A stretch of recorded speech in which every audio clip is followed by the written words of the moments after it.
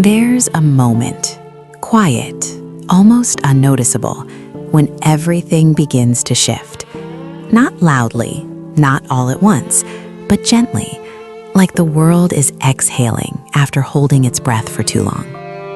It starts with a feeling, a sense that something more exists beyond the noise, beyond the routine, beyond the limits we've unknowingly accepted.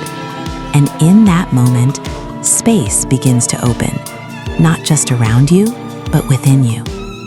Light finds its way in first, soft at the beginning, then stronger, stretching across every surface, touching everything it can reach.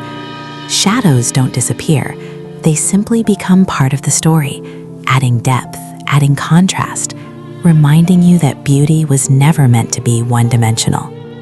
Then comes the stillness.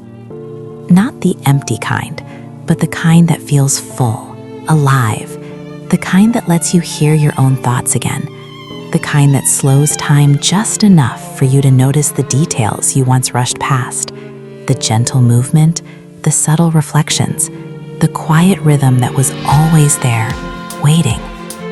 And somehow, without effort, everything begins to connect. The boundaries blur. Inside feels like outside. Above feels within reach. The distance between where you are and where you want to be suddenly feels smaller, as if the gap was never as wide as you imagined. You realize it was never about escaping, it was about arriving. Arriving at a place where everything aligns, not perfectly, but honestly, where every element has a purpose and every moment feels intentional, where you're not chasing something distant, but experiencing something present.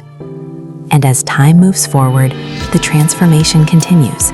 Subtle changes, quiet evolutions, each one building on the last. Nothing forced, nothing rushed, just a natural unfolding of something greater than you expected, yet exactly what you needed. Because in the end, it's not just about what you see, it's about what you feel when you're there. And once you feel it, you understand. Some places don't just exist, they become part of you.